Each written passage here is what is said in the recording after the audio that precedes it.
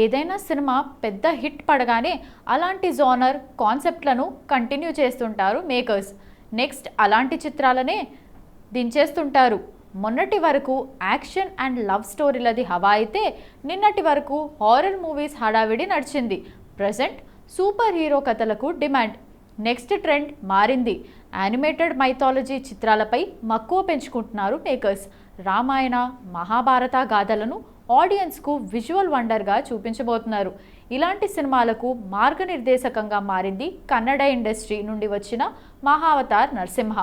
ఏ మాత్రం అంచనాలు లేకుండా వచ్చిన మహావతార్ నరసింహను చిన్న పెద్ద అని తేడా లేకుండా సౌత్ నార్త్ అనే బ్యారియర్స్ చెరిపేసి బ్లాక్ బస్టర్ చేశారు. ఈ 3D బొమ్మకు బ్రహ్మరథం పట్టడంతో 300 కోట్లకు పైగా కలెక్షన్లను కలెక్ట్ చేసి సినిమా తీసిన వాళ్ళని ఆశ్చర్యంలోకి ముంచెత్తింది. ఇక ఈ సినిమా ఇచ్చిన బూస్టర్తో నెక్స్ట్ మహావతార్ యూనివర్స్ నుండి మహావతార్ పరశురామ్తో పాటు పలు మూవీస్ లోడింగ్ చేస్తోంది. ఈ సినిమా ఇచ్చిన స్ఫూర్తితో తెలుగులో వాయుపుత్రను తెరకెక్కిస్తోంది సితారా ఎంటర్టైన్మెంట్. కార్తికేయ చిత్రాలతో ప్రూవ్ చేసుకున్న చందు మొండేటి ఈ మైథాలజీ యానిమేటెడ్ ఫిల్మ్స్కు దర్శకుడు. మీరేనా తీసేది, మేం చేయలేమా ఇలాంటి కథలను అంటూ బాలీవుడ్ కూడా స్టార్ట్ చేసింది. మహాభారత గాథను యానిమేటెడ్ సిరీస్ రూపంలో తెరకెక్కిస్తోంది నెట్ఫ్లిక్స్. కురుక్షేత్ర అనే సిరీస్ సిద్ధం చేసి అనౌన్స్ చేసింది. మహాభారతంలోని అత్యంత కీలక ఘట్టమైన కురుక్షేత్ర యుద్ధాన్ని 2 పార్ట్లుగా తీసుకురాబోతోంది. అనుసిక్క ఈ సిరీస్ క్రియేట్ కాగా ఉజాన్ కంగూలీ దర్శకుడు. అక్టోబర్ 10 నుండి నెట్ఫ్లిక్స్లో స్ట్రీమింగ్ కాబోతోంది. ఇప్పుడే మొదలైన ఈ ట్రెండ్ ఇంకెంత దూరం వెళ్తుందో లెట్స్ వెయిట్. కెరియర్ స్టార్ట్ చేసి 10 ఏళ్ళవుతున్నా దిశా పటానికి సరైన బ్రేక్ రాలేదు. గ్లామర్ రోల్స్కు నో అనదు, ఎక్స్పోజింగ్కు అస్సలు అడ్డు చెప్పదు. ఆఫర్లు చూస్తే అంతంత మాత్రమే. లోఫర్తో టాలీవుడ్ ఎంట్రీ ఇచ్చిన ఈ గ్లామరస్ డాల్ రిజల్ట్ తేడా కొట్టడంతో బాలీవుడ్ చెక్కేసింది. అక్కడ తక్కువ టైంలోనే ఓకే అనిపించుకుంది. ధోని, బాగీ 2, భారత్ సినిమాలతో హ్యాట్రిక్ భామగా మారింది. కానీ బాగీ 2 మినహా మిగిలిన 2 సినిమాల్లో సెకండ్ హీరోయిన్ రోల్సే.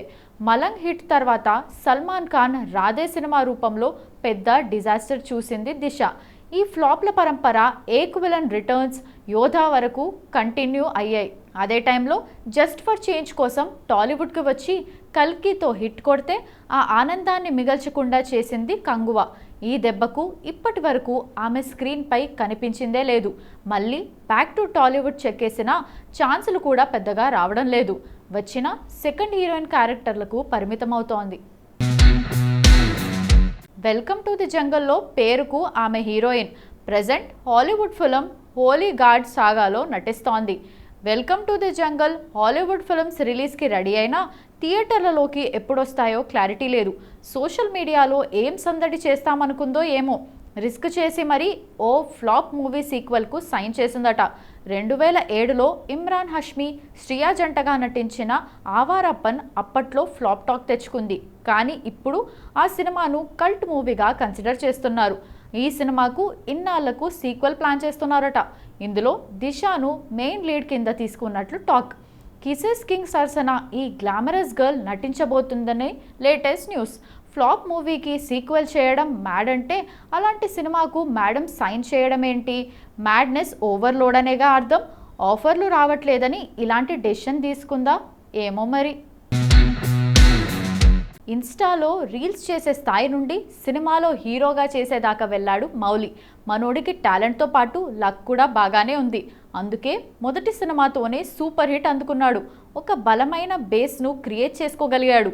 యూత్లో మనోడికి మంచి ఫాలోయింగ్ ఏర్పడింది. పైగా ట్రోల్స్ కూడా మనోడిపై పెద్దగా లేవు. ఎందుకంటే మనోడు హీరోగా కంటే పక్కింటి కుర్రాడ్లా బిహేవ్ చేస్తుంటాడు. మెచ్యూరిటీతో మాట్లాడడం, టాలెంట్తో ఆకట్టుకోవడం ఇదే మనోడిని యూత్కు దగ్గర చేస్తోంది. మంచి హిట్ పడటంతో బోలెడన్ ఛాన్సులు వస్తున్నాయట. ఇది మనోడికి బంగారం లాంటి అవకాశం. ఈ టైంలో అవకాశాలు వచ్చాయి కదా అని ఏది పడితే అది చేస్తే కెరీర్ డౌన్ఫాల్ అవ్వడం ఖాయం. జర్నీ ఇప్పుడే స్టార్ట్ అయింది. ఎక్కువ కాలం హీరోగా ఉండాలి అంటే బలమైన బేస్ క్రియేట్ అవ్వాలి. అంటే కనీసం 3-4 హిట్లు ఖాతాలో ఉండాలి. కంటెంట్ మీద మౌలికి మంచి గ్రిప్ ఉంది కాబట్టి మంచి కథలు సెలెక్ట్ చేసుకొని ఇంకో 2 హిట్లు కొట్టాడంటే చాలు. ఇంకో 10 ఏళ్ల దాకా వెనక్కి తిరిగి చూసుకోవాల్సిన అవసరం ఉండదు. 2025 సంక్రాంతి కాలీవుడ్లో థియేటర్లలో పెద్ద సినిమాలేమీ రాలేదు. శంకర్ రామ్ చరణ్ కాంబోలో వచ్చిన గేమ్ చేంజర్ ఒక్కటే చెప్పుకోదగ్గ ఫిలిం. దీనికి రీజన్ అజిత్. విడాముయర్చిని జనవరి 10న అనౌన్స్ చేయగా కొన్ని ఆ టైంకి తీసుకురావాలన్న చిత్రాలు ఫిబ్రవరికి వాయిదా వేసుకున్నాయి. కానీ కాపీరైట్స్ ఇష్యూ వల్ల విడాముయర్చి చివరి నిమిషంలో తప్పుకుంది. దీంతో సంక్రాంతికి సందడి మిస్ అయింది. అజిత్ ఇలా రేసు నుండి క్విట్ అయ్యాడో లేడో సడన్లీ వచ్చేశాడు విశాల్. బాలవనంగాన్, మదగరాజా, జయం రవి కాదలిక్క నేరమెల్లే సినిమాల్లో విశాల్ ఫిల్మ్స్ మాత్రమే మెప్పించగలిగింది. ఈ సంక్రాంతికి ఫీస్ట్ మిస్ అయిన తమిళ తంబీలకు నెక్స్ట్ పొంగల్ డల్గా ఉండదని ప్రామిస్ చేస్తోంది కాలీవుడ్. భారీ ఫీస్ట్ రెడీ చేస్తోంది. ఇప్పటికే విజయ్ దళపతి జననాయగన్ జనవరి 9న రిలీజ్ డేట్ లాక్ చేసుకుంది. విజయ్ లాస్ట్ మూవీ అంటూ ఊదరగొట్టడంతో సింపతి గట్టిగానే వర్కౌట్ అయి అడ్వాన్స్ బుకింగ్ రూపంలో టికెట్లు బాగానే తెగేట్టుగా కనిపిస్తున్నాయి.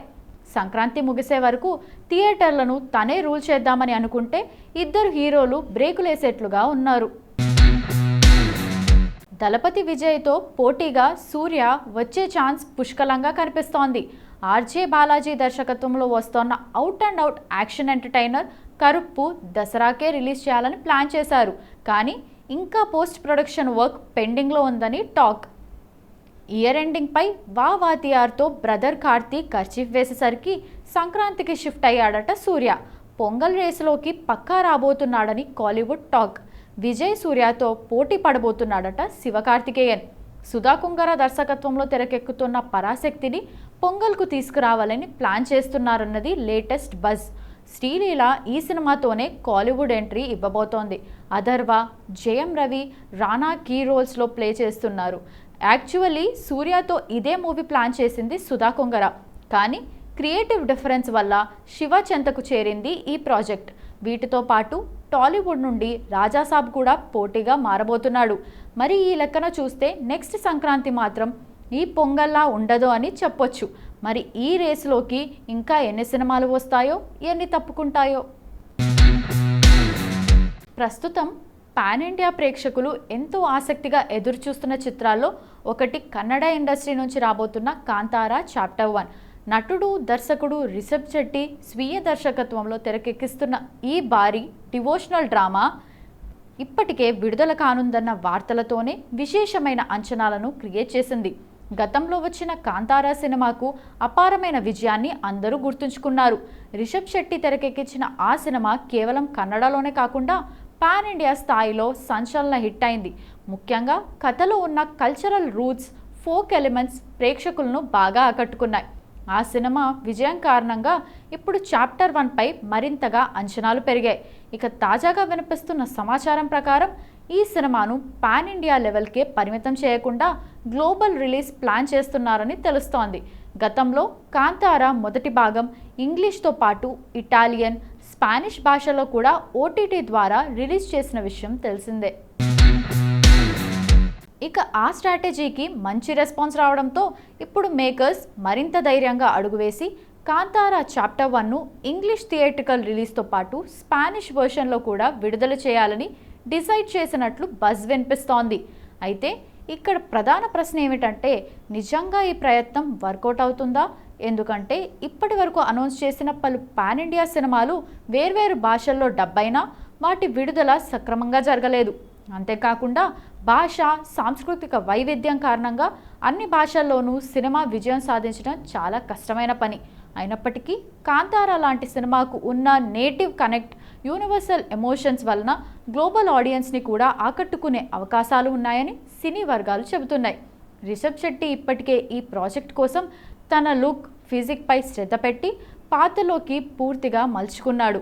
అతి త్వరలో ట్రైలర్ విడుదల కానుందని, ఆ తర్వాతే గ్లోబల్ రిలీజ్ ప్లాన్స్పై మరింత స్పష్టత వస్తుందని అంచనా. మరి కాంతారా చాప్టర్ 1 గ్లోబల్ ఆడియన్స్ ముందు అదే మాయను మళ్ళీ చూపుతుందా, లేక స్థానిక స్థాయిలో పరిమితం అవుతుందా అన్నది చూడాలి.